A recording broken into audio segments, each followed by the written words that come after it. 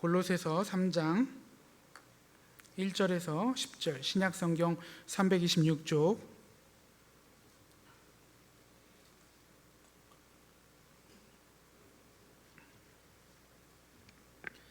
한 절씩 교독하겠습니다.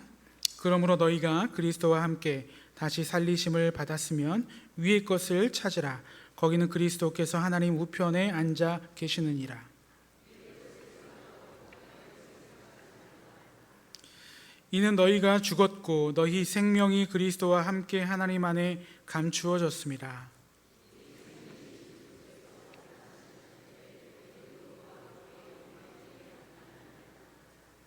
그러므로 땅에 있는 지체를 죽이라. 곧 음란과 부정과 사욕과 악한 정욕과 탐심이니 탐심은 우상 숭배니라.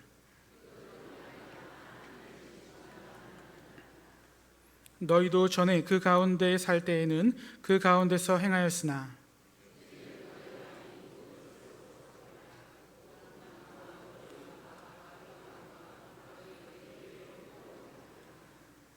너희가 서로 거짓말을 하지 말라. 옛 사람과 그 행위를 벗어버리고 새 사람을 입었으니 이는 자기를 창조하신 이의 형상을 따라 지식에까지 새롭게 하심을 입은 자니라. 아멘. 이렇게 한번 인사하실까요? 위의 것을 바라봅시다. 옆에 분들하고 한번 이렇게 인사하겠습니다. 위의 것을 바라봅시다.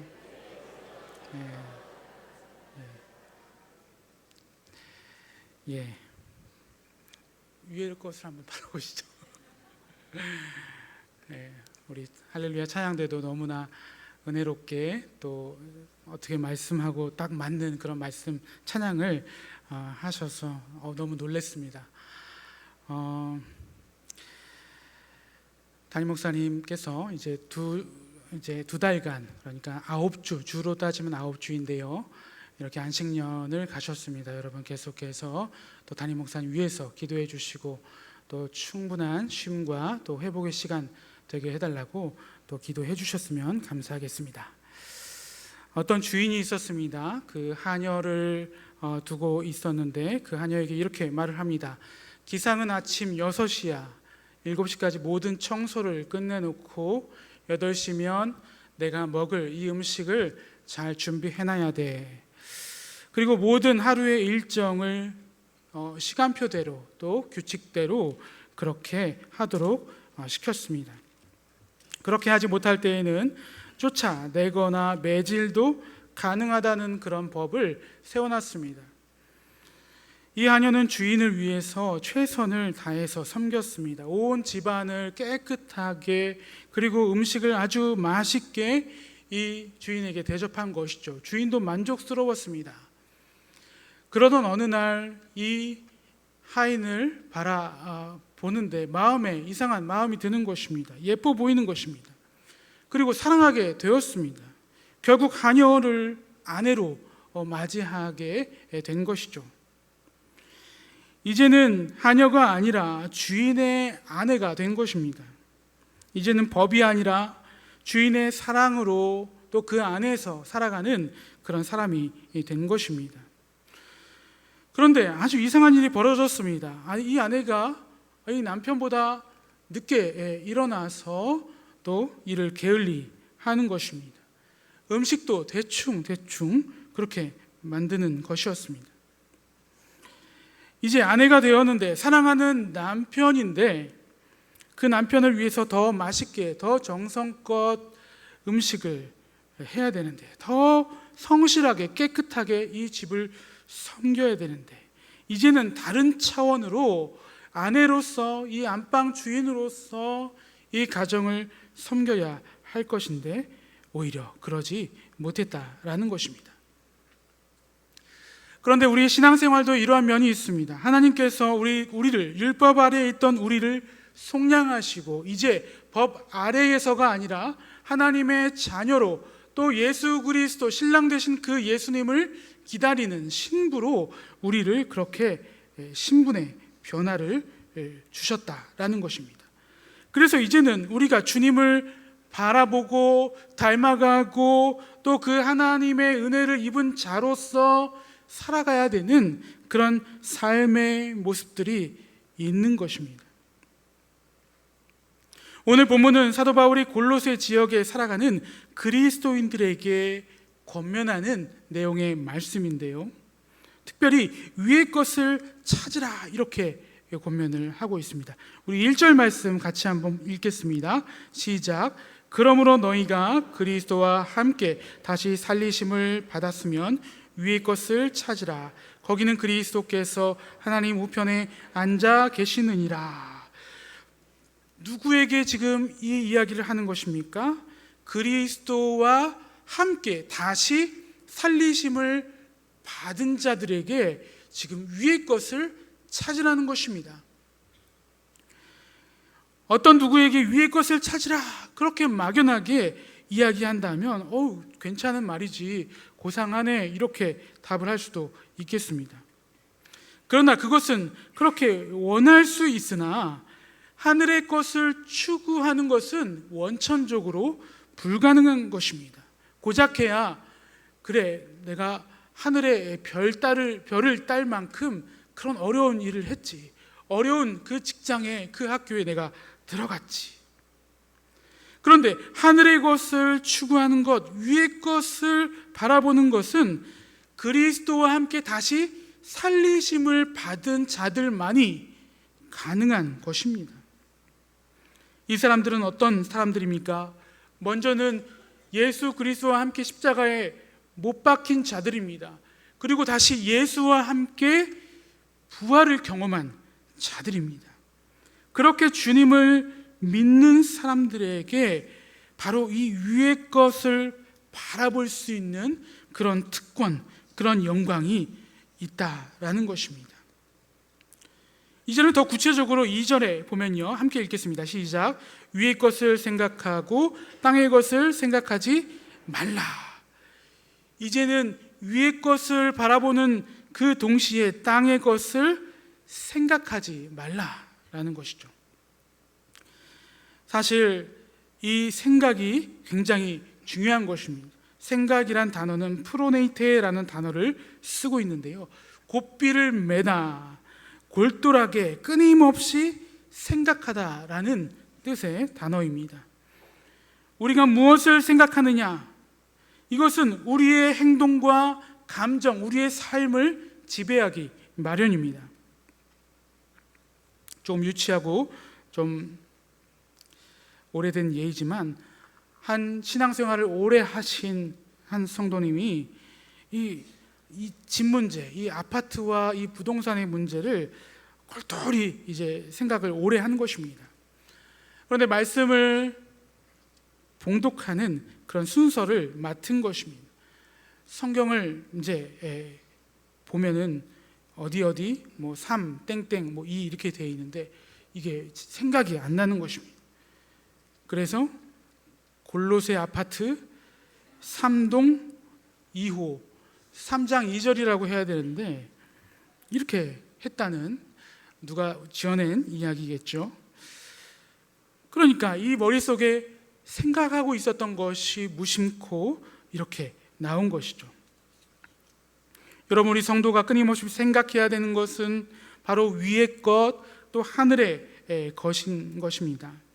좀 더 근원적으로 분명하게 말하면 3절에서 보는 바와 같이 이는 너희가 죽었고 너희 생명이 그리스도와 함께 하나님 안에 감추어졌음이라. 그러니까 이미 우리는 죽은 것입니다. 옛 본성, 옛 자아는 이미 십자가에서 죽어야 한다가 아니라, 죽을 것도 아니라 이미 죽었고, 또 그리스도와 함께 새로운 생명을 부여받은 자로서 그렇게 그것이 하나님 안에 감추어져 있지만 그 생명을 가진 자로서 살아가는 그런 존재다라는 것입니다.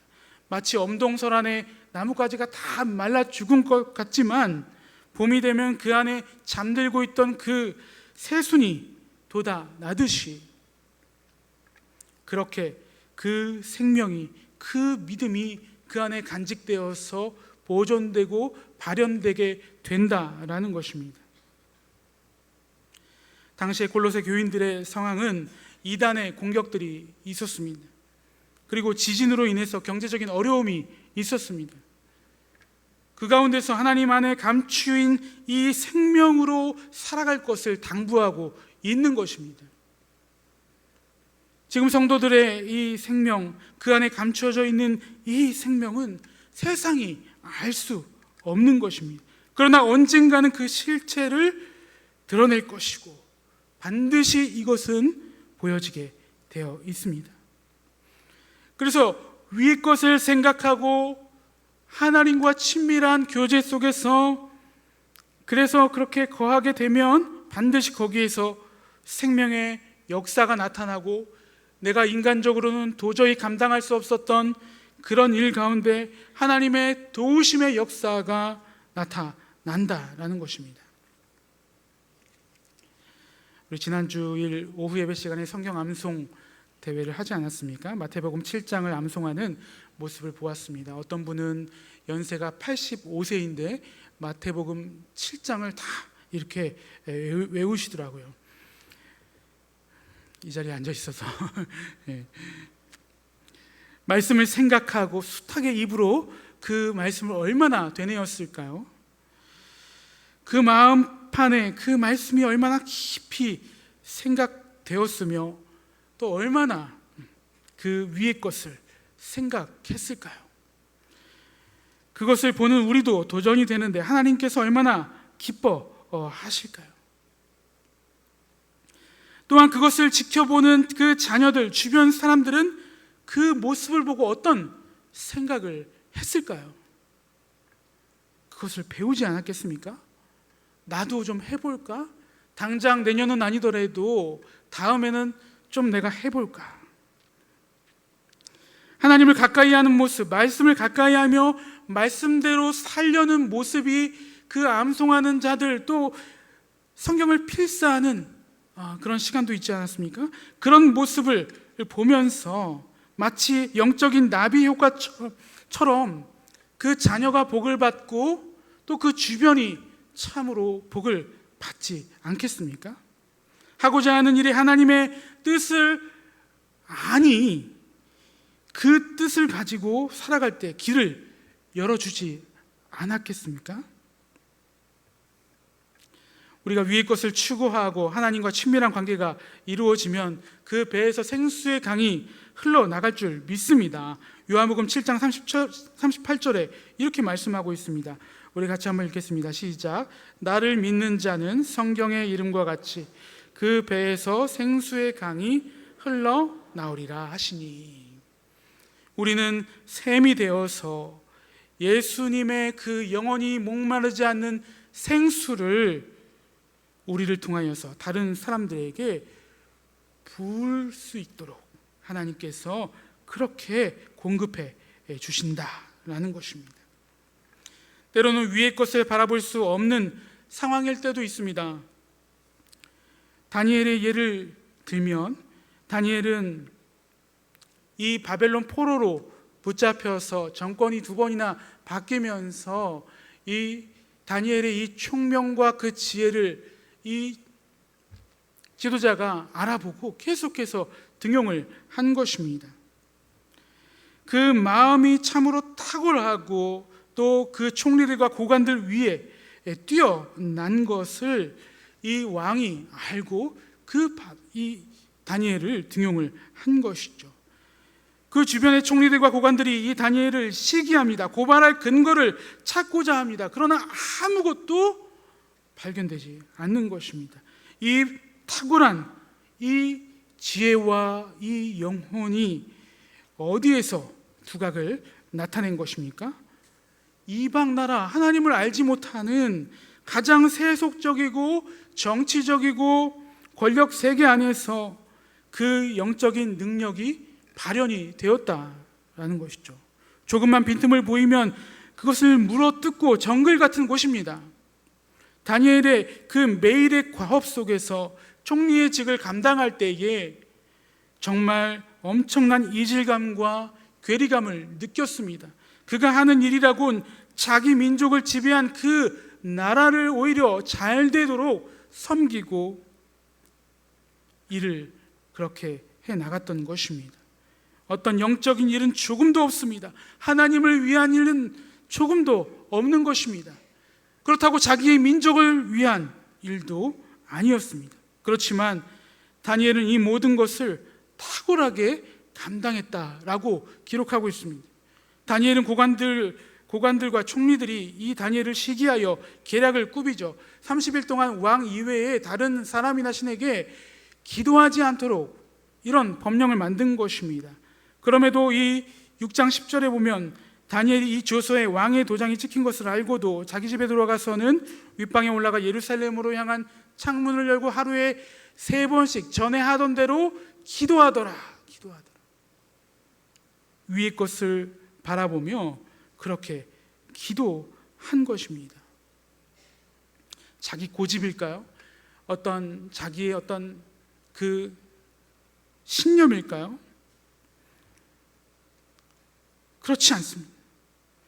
다니엘은 지금까지 자기의 그 탁월함과 지혜와 그렇게 이 당시의 최강국의 총리의 자리까지 오기까지 자기를 누가 인도해 왔는지,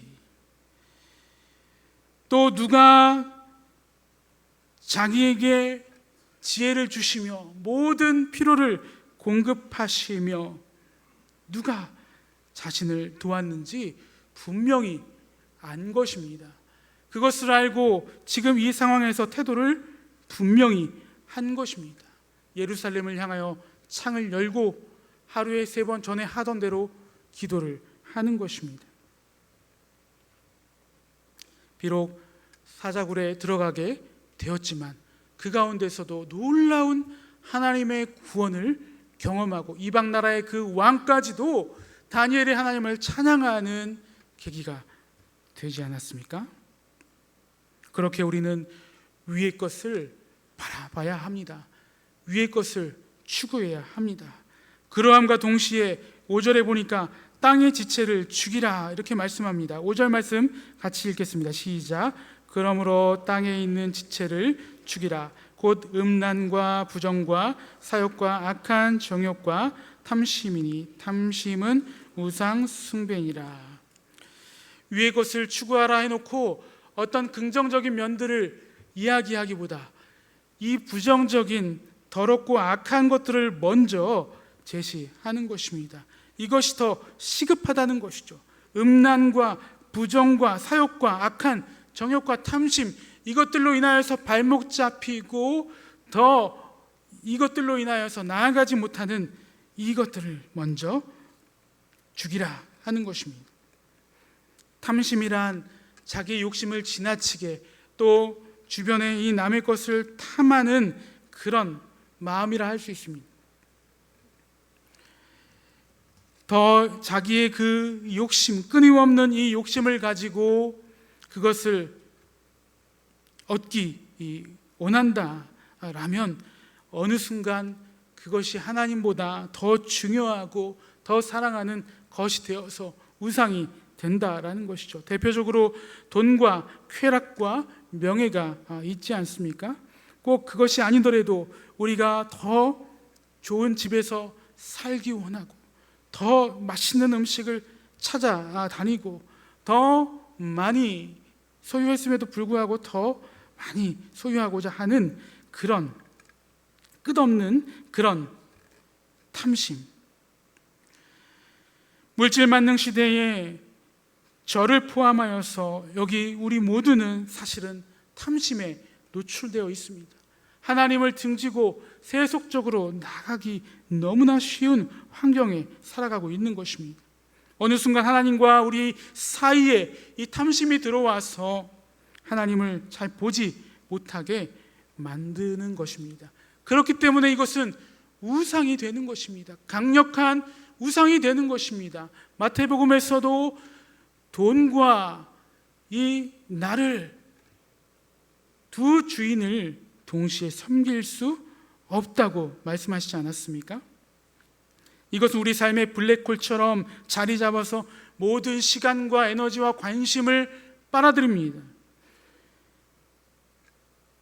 더 이상 빠져나올 수 없는 어떤 굴레에 빠져 들게 되는 것이죠. 마태복음 19장에서 한 부자 청년이 주님을 따르겠노라, 그리고 어떻게 하면 영생을 얻을 수 있겠습니까? 하며 물어왔습니다. 예수님께서 이 부자에게, 청년에게 이렇게 말을 하죠. 너의 모든 것을 팔아 가난한 자에게 주라. 그리고 와서 나를 따르라. 예수님은 이 청년의 중심에 그 물질과 돈이 있음을 보신 것입니다. 그것을 팔아서 가난한 자에게 나눠주는 것이 구원 얻는 방법은 아님에도 불구하고 그 마음 중심에 있는 이 물질로 인하여서 네가 그렇게 할 수 있느냐? 그것을 팔아 가난한 자들에게 나눠주고 예수님을 마음속에 모실 수 있느냐라는 질문을 하는 것이죠. 그러니까 그 청년이 재물이 많음으로 이 말씀을 듣고 근심하여 가니라 그랬습니다. 슬픈 기색을 띠고 그것에 번뇌하며 돌아가는 것입니다.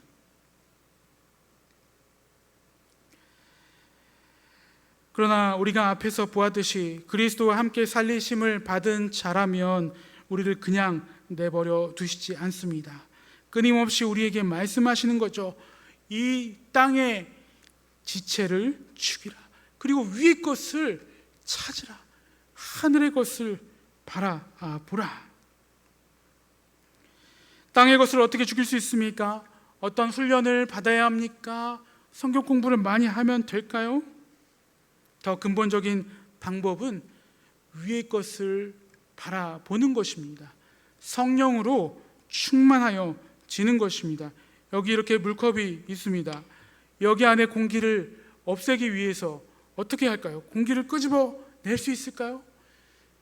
여기에 물을 붓는 것입니다. 잡은 김에 물을 부으면 그 안에 공기는 자연스럽게 빠져나가는 것이죠.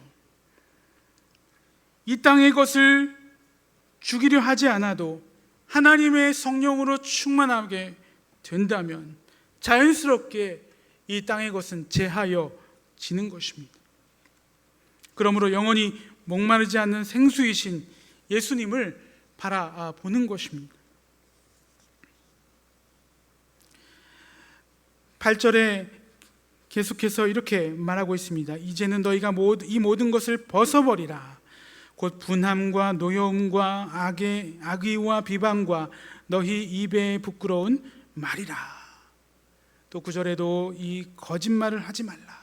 이렇게 말씀하고 있습니다. 우리를 애워싸고 공격하는 이 사단의 계계는 우리를 분을 내도록 합니다. 거짓을 일삼도록 합니다.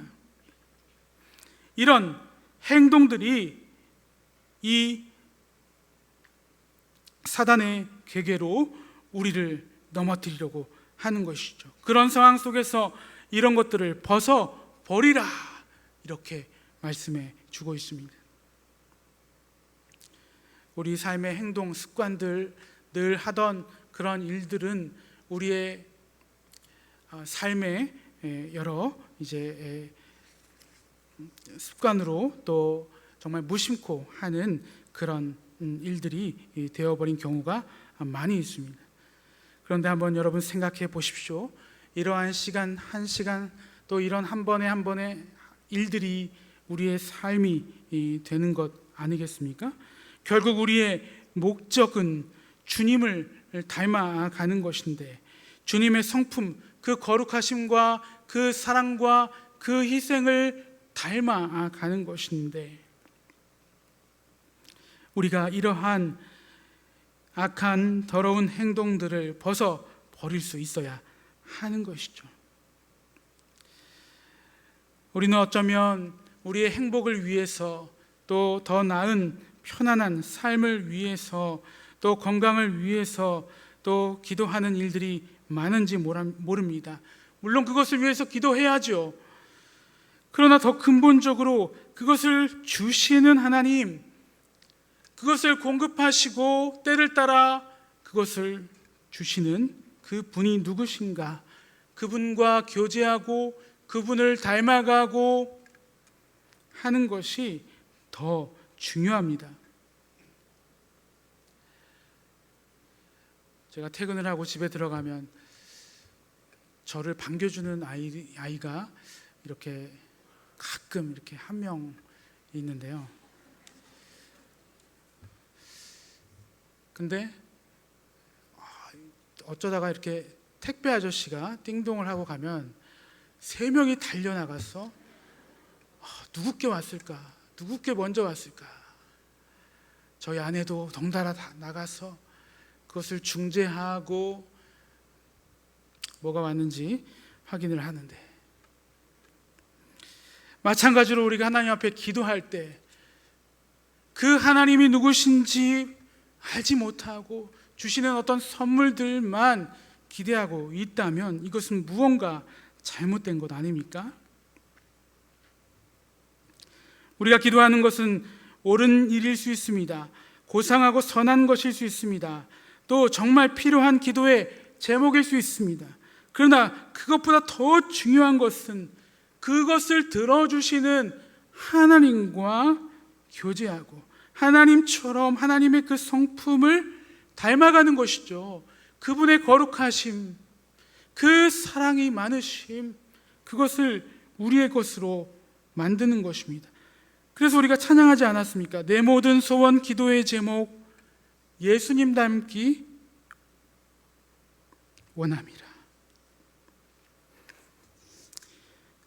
예수님의 형상, 나 입기 위해 세상의 보화를 아끼지 않는 것입니다.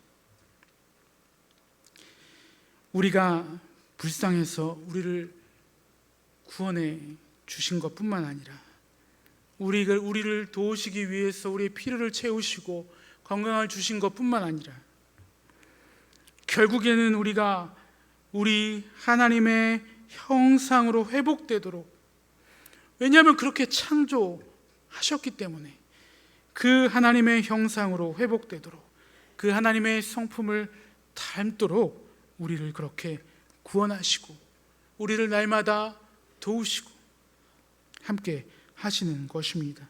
우리 10절 말씀 같이 읽겠습니다. 시작. 새 사람을 입었으니 이는 자기를 창조하신 이의 형상을 따라 지식에까지 새롭게 하심을 입은 자니라. 이제는 새 사람을 입은 자로서 창조하신 이의 형상을 따라 지식에까지, 이 아담의 범죄함으로 우리의 지식은 원래 망가져 있는, 하나님을 알 수도 없고 또 그분을 따를 수도 없는 그런 지식, 그런 존재였는데 이제는 예수 그리스도를 인하여서 이제 자기를 창조하신 이가 누구인지 그 형상을 따라 살 수 있게 된 존재라는 것입니다.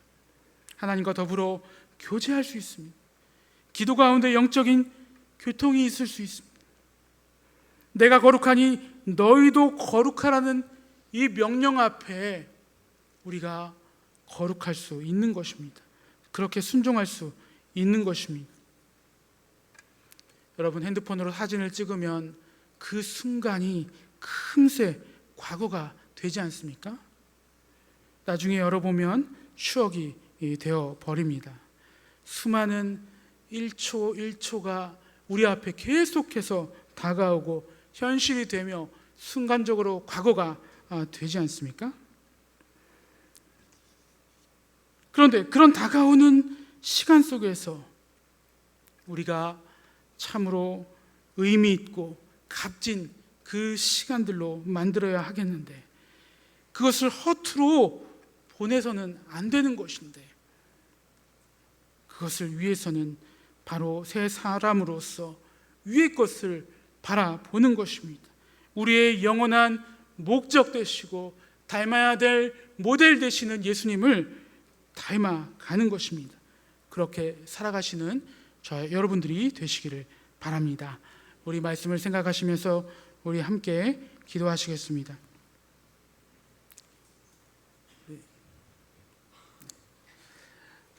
우리 이 땅의 것을 추구하며 살았던 저희들, 이제는 위의 것을 바라보게 하옵소서.